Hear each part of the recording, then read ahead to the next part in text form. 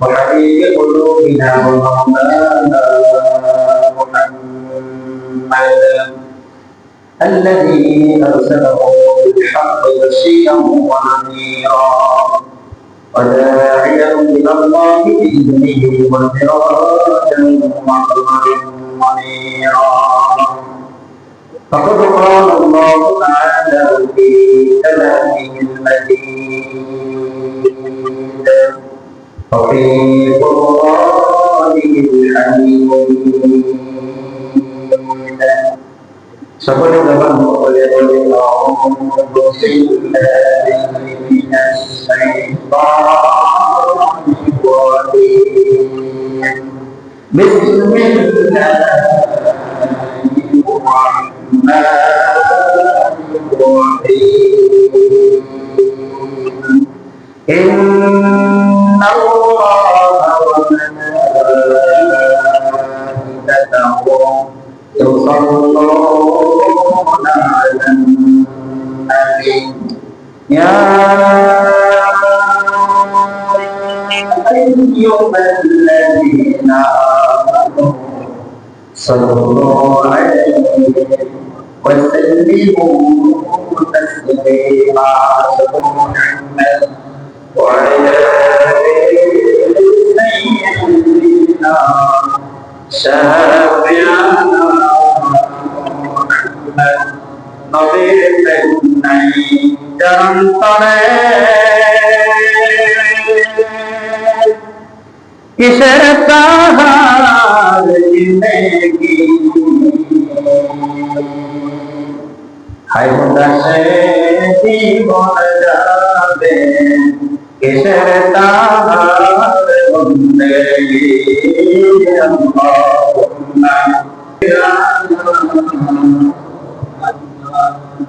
আলহামদুলিল্লাহ আল্লাহ দরবারে লাইন করে মুসলিম যে আল্লাহ তাবারক ওয়া তাআলা আয়াত বায়ান পবিত্র রমজান মাসে সালাতুল ইশা নামাজ আদায় করে আল্লাহ তাআলা আমাদেরকে এই আয়াত মজলিসে বসায় কোরআন কারীম থেকে কিছু আয়াত কারিমা তেলাওয়াত করা এবং হাদিসের উপর বয়ান বক্তব্য সালাম করা তৌফিক এনায়েত দান করে। দেখেন এই মহল্লার ভিতরে কত মানুষ ছিল, কয়েক ঘন্টা পূর্বে সালাতুল জুমার নামাজ আদায় হয়ে গেছে, মসজিদ সহ বারান্দা সহ ছিল, কথা বলেন ঠিক কিনা? এখন আমরা বসতে পারি না, এখন আমরা কোরআনের দিকে বলছি। উচিত ছিল নবীর যাদের প্রেম আছে, এই প্রেম ভক্তি ভালোবাসেন প্রত্যেকটা মানুষের আজকে এই বয়ান কি মানে মিলাদুন নবী, এটা হচ্ছে হুজুর আকরাম সাল্লাল্লাহু আলাইহি ওয়াসাল্লামের জন্ম মৃত্যু জীবন বৃত্তান্ত আলোচনা করা, কথা বলেন ঠিক কিনা? এই জায়গায় সবাই আসতে পারে, আল্লাহ তাআলা যাদেরকে কবুল করেছেন, যাদেরকে ভালোবাসেন মহব্বত করেছেন, তারা এখানে আসার সুযোগ পাইছে। এই জন্য আল্লাহ পাকের দরবারে আমরা লাখ কোটি শুকরিয়া আদায় করছি যে আল্লাহ তাআলা দুনিয়ার সমস্ত কাজকাম থেকে ফারেক করে নিয়ে আল্লাহ তাআলার ঘরে কিছু সময় বসার জন্য তৌফিক এনায়েত দান করলে সেই মালিকের দরবারে আমরা সকলের দিকে শুকরিয়া আদায় করছি, সকলে বলছি আলহামদুলিল্লাহ। সেই সঙ্গে লক্ষ্য করে দরুদ সালাম করছি বিশ্বের মানবতার মুক্তির দূত দুলাল আমিনা শাহে মদিনা নবীকুলের শিরোমণি উম্মতের কান্ডারি শাফায়েতের নবী, যে নবী সুপারিশ না করলে জান্নাত তো থাকবে দূরের কথা, জান্নাতের দরবার পার হতে কেউ পারবে না।